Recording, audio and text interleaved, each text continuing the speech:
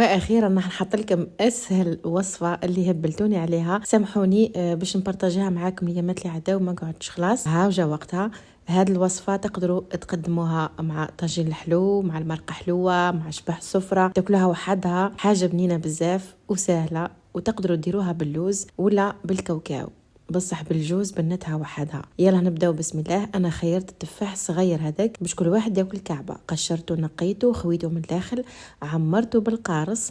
راح نحط الماء فيه شويه ما زهر ونحطه يفور. الماء زهر راح يمد له ذوق، ونخليه التفاح يطيب نص طيبه. راح ندير لكم اسهل سيرو تمتم يطيب. عندنا كيلو ونص تاع سكر مع 3 كيلو تاع ماء، شويه زبده، طرنشه تاع قارص، عود تاع قرفه، وشويه تاع الزعفران. الزعفران راح يمد لنا اللون برك. نخلطوه شويه ونقصوا الغاز ونخليوه يغلي. الجوز فيه 3 كيلو تاع جوز، نص كيلو تاع سكر، شويه فاني، رشه تاع المزهر. نخلطوهم مع بعضهم. الجوز راهو ماهوش محمص وريحته رقيق كيما راكم تشوفوا فيه. نخلطوا كلش مع بعضاه. راح نبلوا هذا الجوز تاعنا بصفار البيض. انا الكميه تاعي صغيره، صفار البيض ما درتليش هذاك الصفار كل. خلطوه شويه وبداو حطوا فيه بالعقل، ما ديروهاش جاريه وما ديروهاش يابسه كيما تاعي هكا. بعد ما فار التفاح ما تخليوهاش حتى يطيب خلاص، راهو فاير بصح حاكم روحه، يعني طايب نص طيبه نقدروا نقول. واش نديروا دركا؟ نروحوا نحشيوه بهذيك لافاخس اللي وجدناها تاع الجوز. راهو ما يديش كميه كبيره تاع الحشو، يعني انتم محشيو بالعقيله باه ما تفسدوش الكعبه تاعكم، خاطر راهي طايبه كيما على بالكم نص طيبه. بعد ما حشينا الكعبه تاعنا تاع التفاح، راح نعاودوا نحطوهم على نفس هذاك الماء اللي فيه المزهر، ونعاودوا نحطوهم يفوروا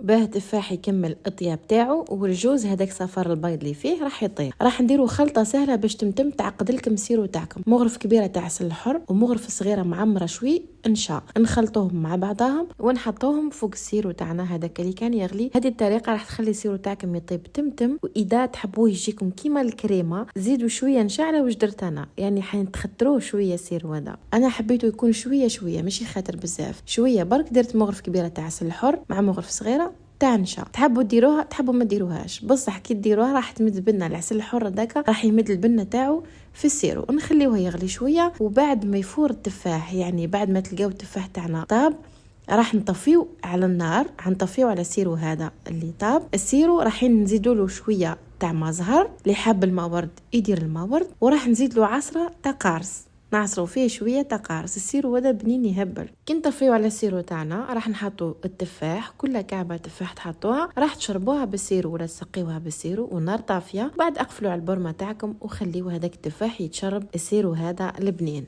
الحاجه المليحه اللي في لاغوسيت هذه انها ما تديش كميه كبيره تاع الجوز، وانا ننصحكم تديروا بالجوز، يعني كل واحد والعائله تاعو. انا درت كميه صغيره خلاص.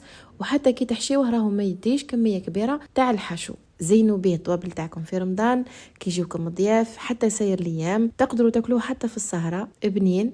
الناس اللي تحب التفاح راه يعجبكم، وراكم تعرفوا الذوق تاع التفاح مع الجوز. اللي حاب يديروا باللوز، حتى اللوز ما تحمصوش. الكاوكاو نفضل انكم ما تحمصوه وترحيوه. الكاوكاو ما يجيش بني كيعود اخضر، يعني كيعود ني. ان شاء الله تكون لاغوسيت اليوم عجبتكم. ما تنساوش اللايك، حركه الاكسبلور، كومنتير حلو كيما نتوما. واللي مازال ما ابوناش في لاشين يوتيوب تاعي اللي اسمها لمسات مفيده، نقول لكم ابونيو فيها بزاف لي غوسات اللي رايحين تحتاجوهم واللي رايحين يعجبوكم. سلام.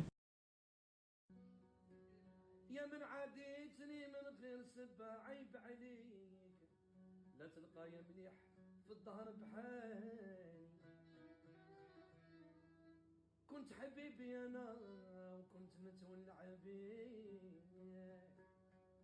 كنت حبيبي وكنت نفخر بيك، متولع بيك.